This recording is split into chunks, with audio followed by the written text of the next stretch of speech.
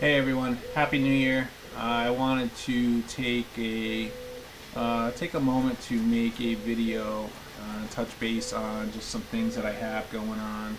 Nothing exciting or major. First, I wanted to say thank you to everyone for 2024. It was another incredible year for Crazed Builds. Um, Support customers stateside and international, drivers, my own racing events, uh, everything that I do as far as Crazy Builds really couldn't be done without the support that all of you guys have given customers and drivers, even that just helping me as a racer out along the way, or socially promoting Crazy Builds and whatnot. It's not just about making parts and selling them. It's not just about me racing and bettering my program. It's about helping other racers bring ideas, to product, helping them with projects that they have, or they come to me and just want little things made, or change a car up almost entirely. Um, that part I really enjoy. I enjoy making the parts and putting them in inventory and designing them, and the most that the biggest part that I enjoy is new projects, and when people bring me things, ideas and whatnot. Some turn into product that I can sell myself. Um, some are ideas for product that they want to sell under their own names. So being able to do that and having people come to me asking me to help them achieve those goals. That's the hobby and passion side of Crazed Builds for me. Thank you again, 2024. Like I said, it was another incredible year for somebody, single person, after hours from a full time job, just running machines out of his house.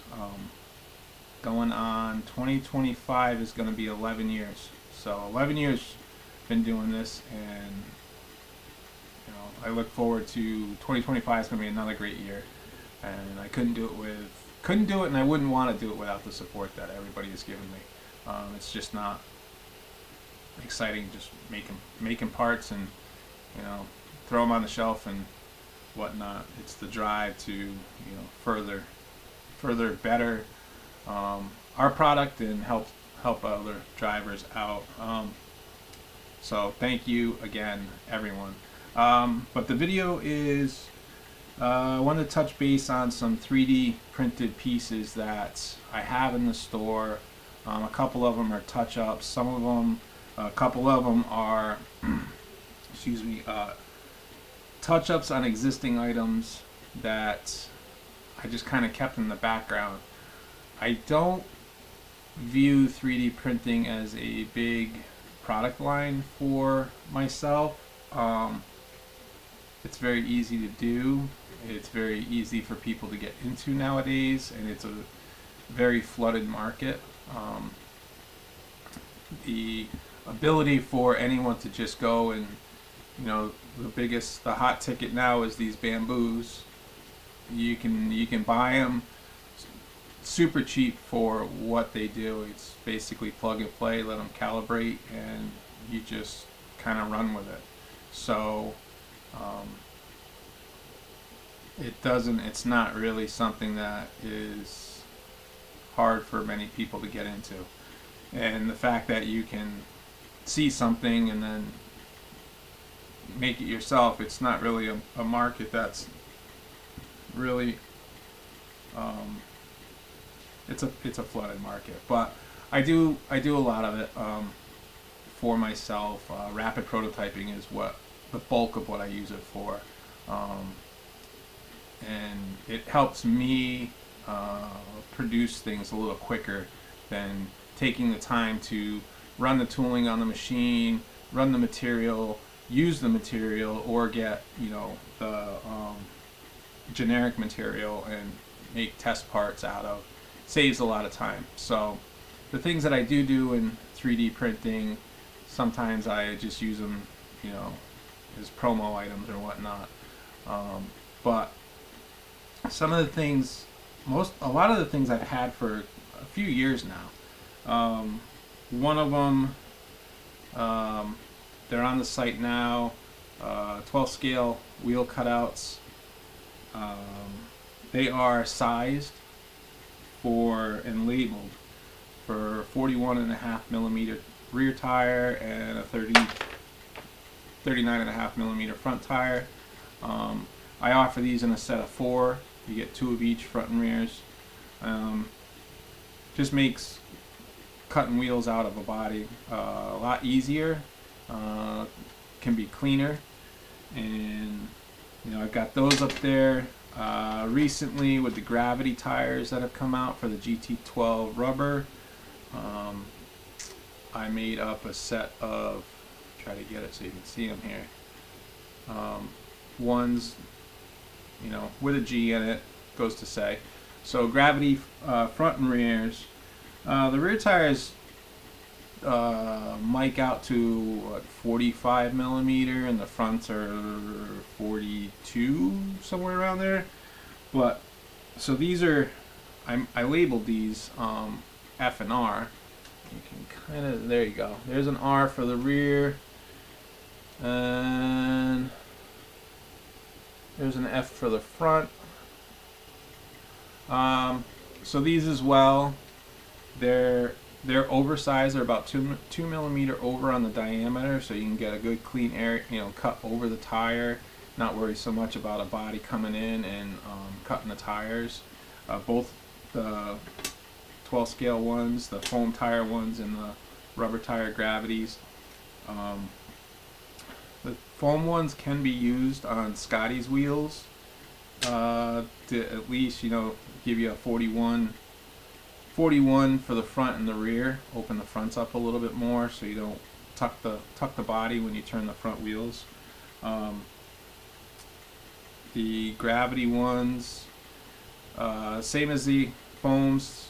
They're a set of 4. You get 2 fronts, 2 rears. It's a really simple thing. I mean, it's just kind of how I look at 3D. It's like, it's so simple. It's small and easy to do. Don't cost a ton of money, but they make mounting a body so much easier, because you're not trying to, you know, draw around the wheel before you paint it, or if you get painted bodies from from painters, then you gotta kind of, you know, rough cut it and clean it up. These, they're cradled, so the tire sits right in the bottom. Kind of see it there. They sit right under the tire. Clearance the body, and you just take a thin line Sharpie, loop it right around, front and rear, clean cut with your scissors, you know, clean it up with a sanding drum or whatever. Just makes it easier. Set of 4. I do them for the touring car too. I didn't grab any, but I have them for the touring cars. Same concept, same idea. They're all in the store. Another thing that I went back recently on was my fans. And there's a ton of fan shrouds out there. A lot of people make fan shrouds, and you know, everybody's got a theory or an idea behind them and whatnot. So I have actually 3 versions of a fan mount that I've had for probably 5-6 years now, and every now and then I print up a few and I just use them as promos, but I never really pushed them into the store and had them available. I was doing them in resin for quite a while. This is a resin one that I had made. The resin, the detail that you can get into them is incredible. You won't get that. You won't be able to get that level of detail in an FDM printed mount. You're always going to have a slight blur to it, but the resin is very tricky when it comes to finding the right mixture, the right resin to use. There is some good ones out there. when you go to thread resin, resin is an interesting material because it starts as a liquid. It uses the UV light in the printer to cure it to a solid, almost plastic. You know, it's plastic-like, ABS-like. You can scratch it like plastic, but when you try to drill it or thread it, it powders up. And if you break it, it shatters like glass.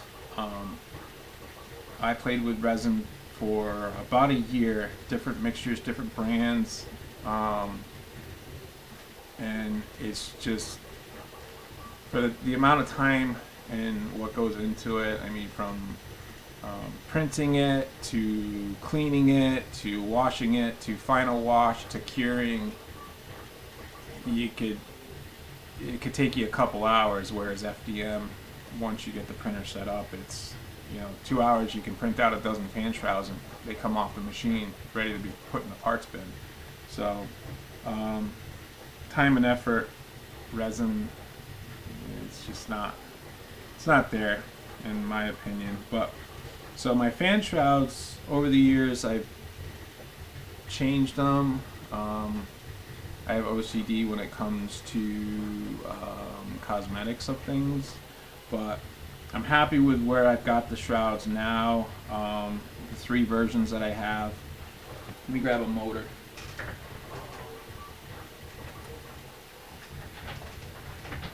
So, actually, let me grab my motor. Alright, so we'll use my MC5. Typical fan shroud, it's a shallow one. All my fan shrouds are 30mm fans. It's the bulk of what we use in racing. So mine they can be used in a lot of different vehicles if you have the room. They're for touring cars. So I have a shallow one like this. It's not very, it's close to the motor. It sits close to the motor. Cars with, some of the older touring cars, we didn't have much room with bigger receivers and bigger servos. A lot of our equipment's gotten smaller now, which has helped. But this one, you can see it wraps up over the top of the motor fairly well. It'll clear your soldering tabs, and it's pretty, close to the motor. Centered on it, it's really going to hit your stator and keep that cooler. I don't sell many of these, or didn't really do much with these, because I preferred a bigger area to larger area to allow more air onto the motor. It opens it up, and I really don't know how to explain it. It just lets it, I feel it allows more air in. This particular one, the other thing I did was, a lot of fan shrouds just concentrate its air on the stator, the center of the motor here. I didn't like that much, so what I did was I designed what I call the big air. You can see here, if I don't drop this, it really pushes, it moves the fan over more to get some more of that air into this actual sensor area. The camera's not doing this justice. So this will let the fan blow more air on the actual sensor board.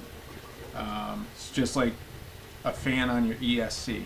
A cooler ESC, a cooler electronics is more efficient electronics. And I run this. I've been running these big air fan shrouds on all my cars, my Mugens, my Shoeis.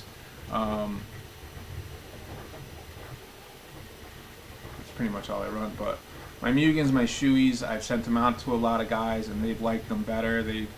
have said that they've noticed less fade out of a motor because the sensor, the electronic part of it, stays cooler.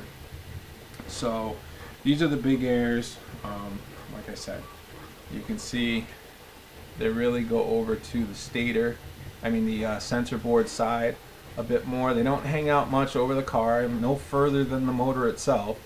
Well, there's that motor. Those are available.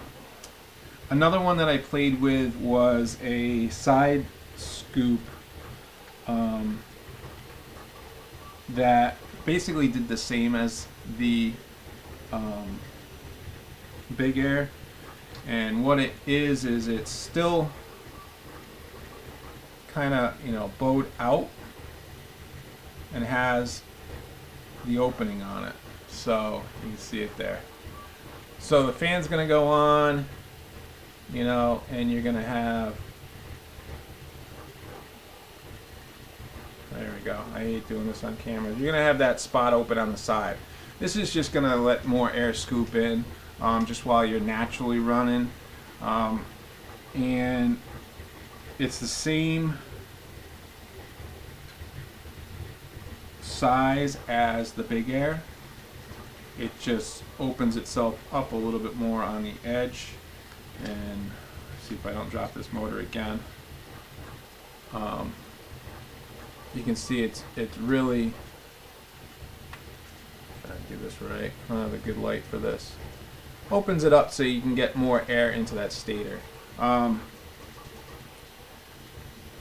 Permanent asphalt tracks that are groomed well and blown off and swept and treated good. This fan would work, this job would work well on. Your parking lots where they're laying the track out, later in the day, hit it with a blower, and there's still dust and dirt or gravel bits. Maybe not so much, just because it does give an open shot in at dirt and small debris to get in on the sensor board or your bearing. Be a judgment call on whether or not. I do like this, but for us here and what we have in Connecticut for asphalt tracks, it's just parking lot tracks. So I don't use this one because I play a little safer on getting debris in the motor. All of them the holes are sized just right that you can thread a 3mm fan into it, 3mm screw into it, sorry, and not worry about splitting layers or stripping them out. Anything 3D printed, if you use electric drivers on it, you take your own chance. I'm not going to touch them if you blow the threads out of them. Like I said, I've been printing for quite a few years. I've sold quite a few of these, given away quite a few, used quite a few myself. It's difficult to blow a thread on this unless you installer error. That's the other reason why I got away from resin.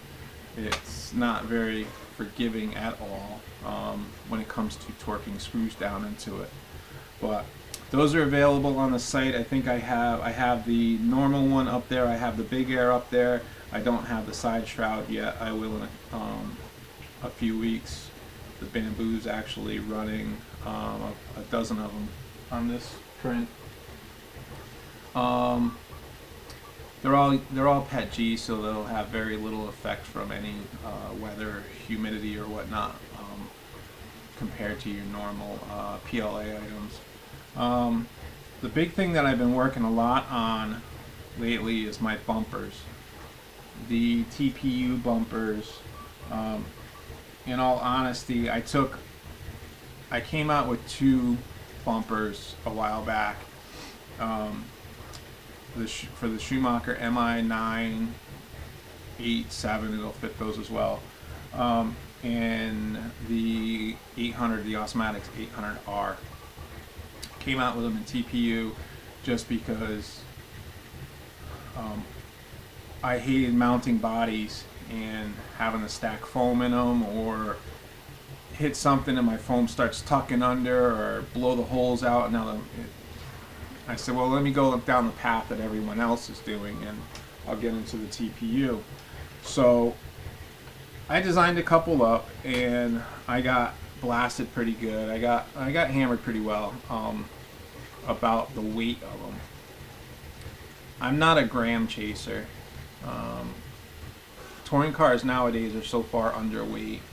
We have to add over 100 grams to them to get up to roar legal. Um, it's not our, it's out of our control, but we have to add all that weight. So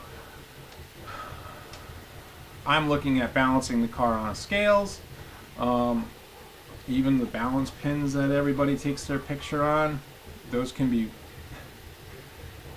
they're not, when I see pictures of those, I kind of chuckle because I know they can be faked. I can make an unbalanced car balance on balancing pins. So, but scales don't lie. A level surface, the scale's going to tell you the truth. And we have to add over 100 grams to a touring car these days. There's no way around it. You buy X4, MI9, MTC2s, TC, the Axon cars.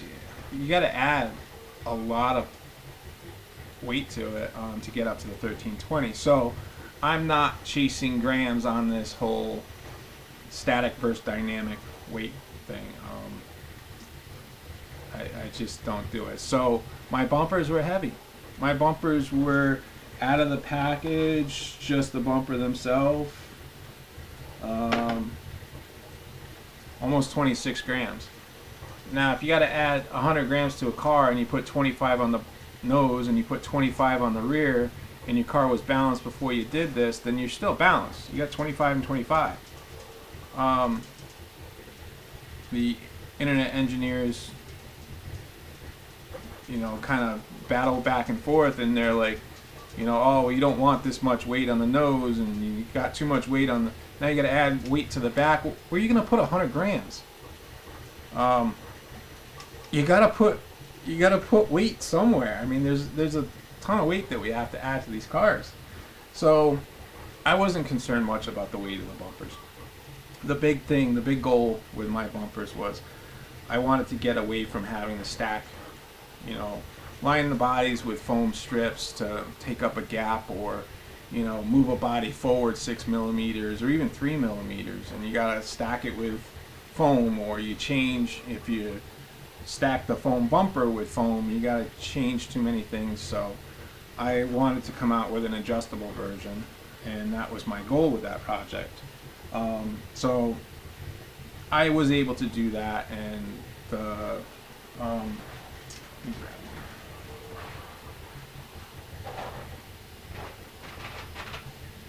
the adjustable versions, had a printed insert like this, and this is a 3 mil, because these are for the Schumacher. 3 mil, the holes are centered inside of these. And then the offset on the other set is 0, which is your kit, and then 6, which moves the bumper forward 6 millimeters, and then if you wanted to just move 3 millimeters, sometimes even if the body is centered, wheel wells to the tires, you still have a gap in there that's 3 millimeters worth. You could just move the bumper forward 3 millimeters. So all these pieces come up to like 4.75 grams. I call them 5 grams. So you're at a 30 gram bumper. Again, 30 minus 100. Now you got to figure out where to put 70 grams. 30 grams on a nose isn't going to hurt. You can still keep your bias, and I think that's, in my opinion, what you're after. So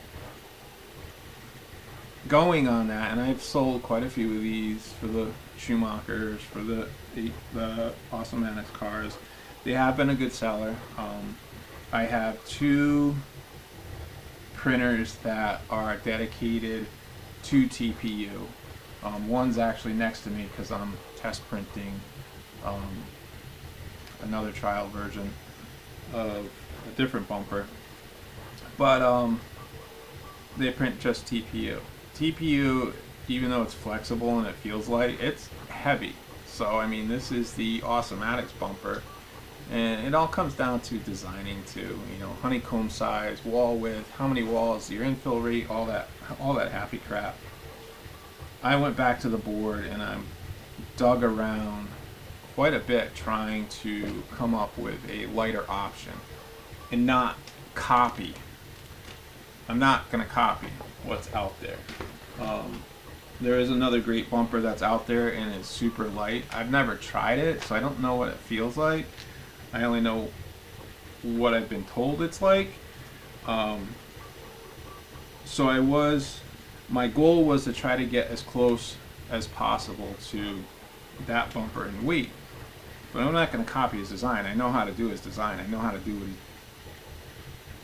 I can do what he's doing and get it down there, but I'm not going to. It's not me. So I mean, this is what it.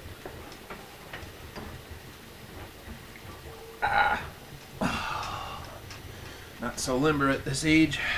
This is what a 3D printer's world looks like.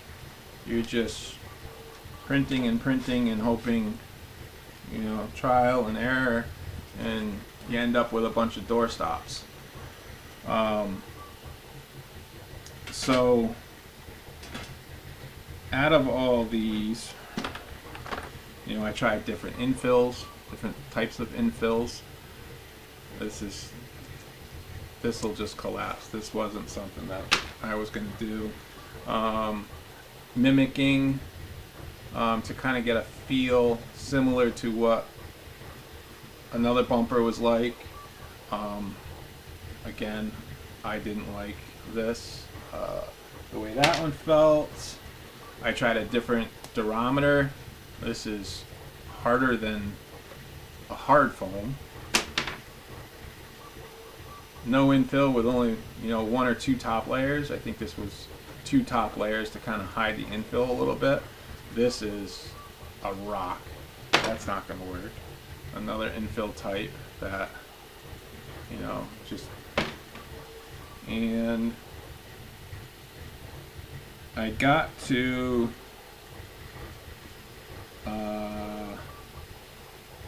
a style I liked for the Awesomatics, and that came out like this. A little bevel edge, tuck under the noses, because a lot of the noses, are different. I experimented with honeycomb size. This is version 1. This is version 2. The honeycomb on this one is a bigger size and a thinner wall. This one, very flexible, very much gonna tuck under a body, so that one was no good. This one was too heavy and I felt it was too stiff. That was version 2. So what I came up with was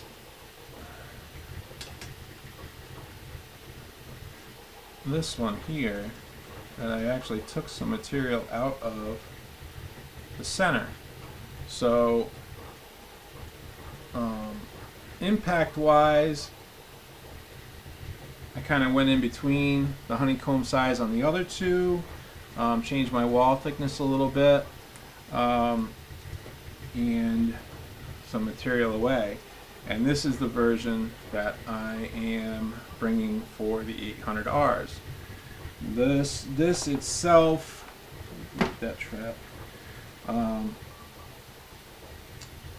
This itself weighs 14 grams on the nose. So then I was after what to do with the Awesomatics style inserts. And this is the shoey, which I'm going to be switching over the shoeys as well to this. The shoey one is 5 grams, and I'm bringing them out to just being single inserts. So in a bumper kit, you're going to get 2 of each. You're going to get one that is one pair for 0 offset and 6mm, because you're just going to take them and whip them around, spin them, and you'll go from 0 to 6mm forward or vice versa. And these together weigh 2.7. So on a bumper together, you're looking at 16 grams. Excuse me, 16 grams as opposed to my original 30. It's about as light as you can get them. 14 to 16 grams is about the most you can get them.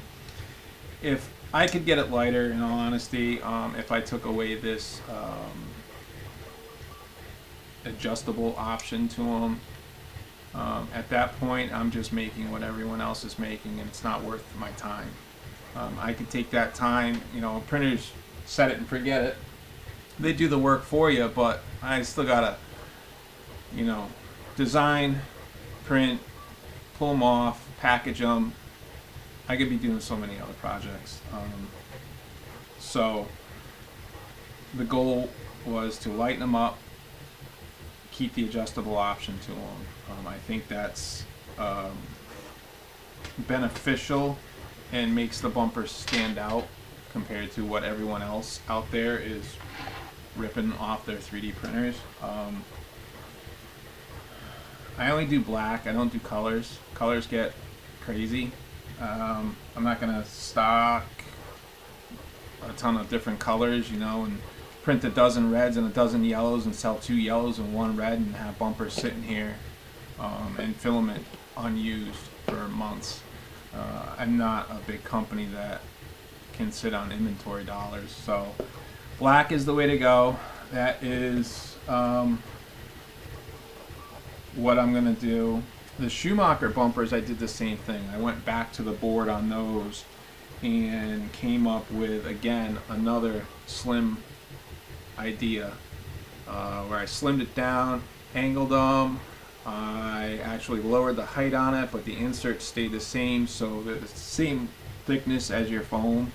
So that bumper brace across the top, nothing changes on that. Your body post height, still the same adjustable option. This one itself, the Schumacher, I was able to get lighter. This one actually comes up 11.5 grams, and then add in, what did I do with them? Even if you added in, the hell did I just do with the, there it is. The single piece insert, I'm at 16 grams.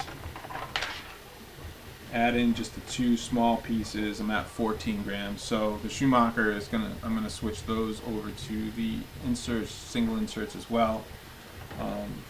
And you'll get 2 of them, and it'll take away, I have had some of my own break on these pieces here. It doesn't affect anything, it's just cosmetics. I have had those break. I've had a couple of people break them. I've just sent them new pieces. It's no big deal. So I think I can put a pin in these bumpers that my Shoeies and the 800Rs.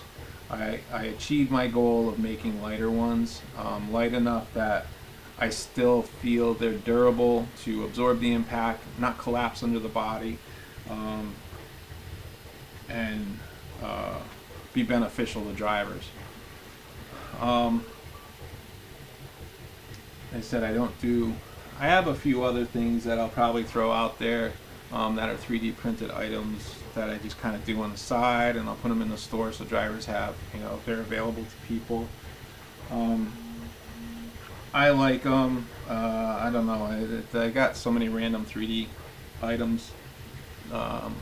GT12 bumpers. Those have been up on the store for the Eclipse, the Awesomatics, and the X. I have an X-Ray for the new car, the 25. I do have a GT12 bumper design that I'm working on, but I haven't finished yet.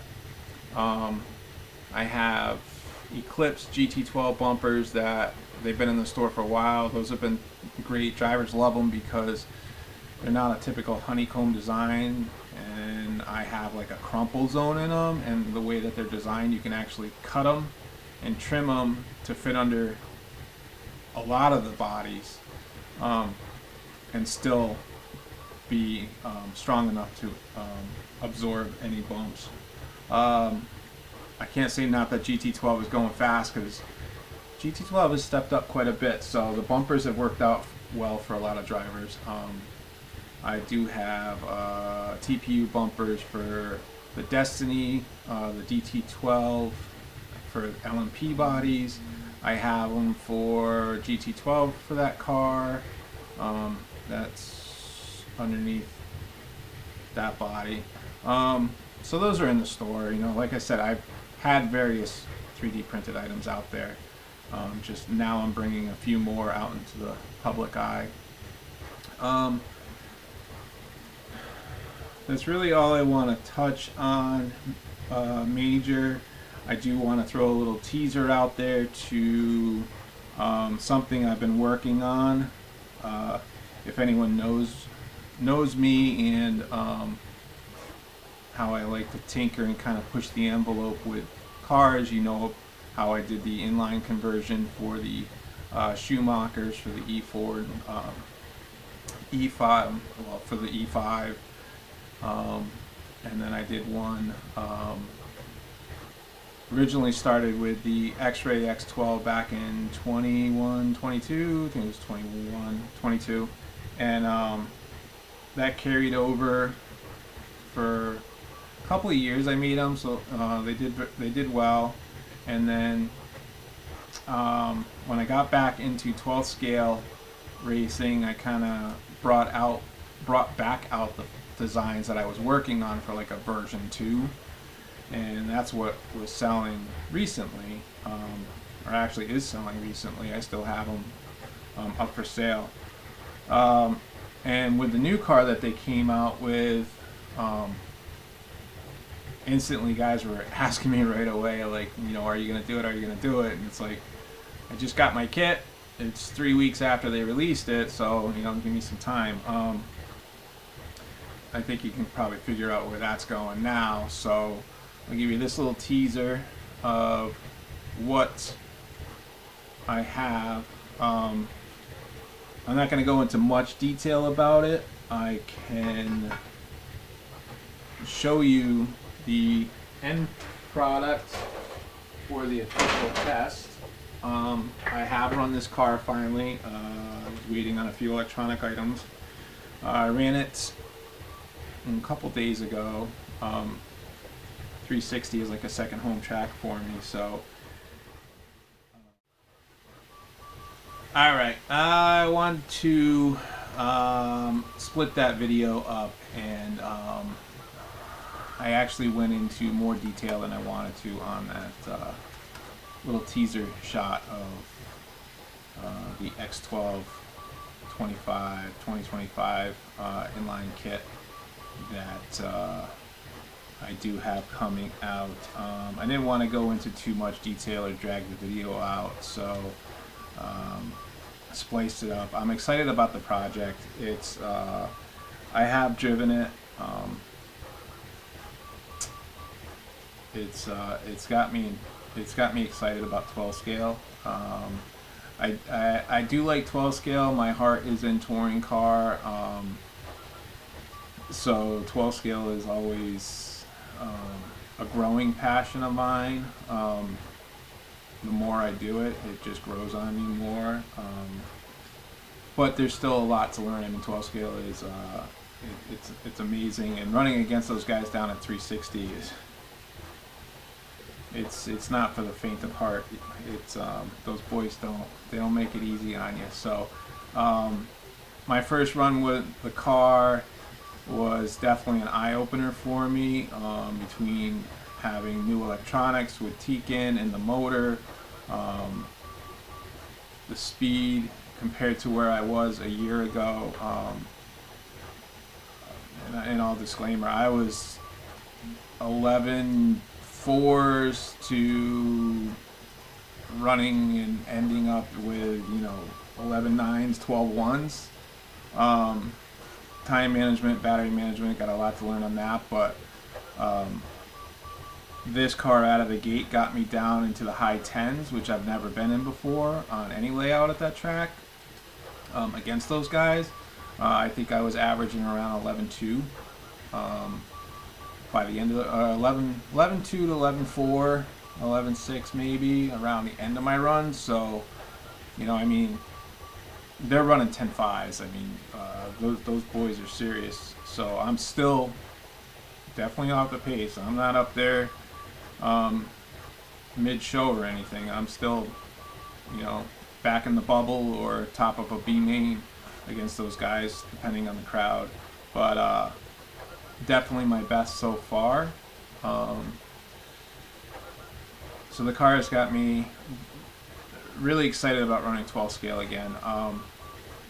I will have more on it as I get closer to releasing it. Like I said, Nats are basically, I mean, we're what, first week of January and we're first week of March, so we're about what, 6 weeks away. I'm not going to rush the project. I'm not going to try to get kits out before Nats. It's not that. I want to make sure everything is nailed down that I want to do on the car, as far as options for drivers, and I think it'll be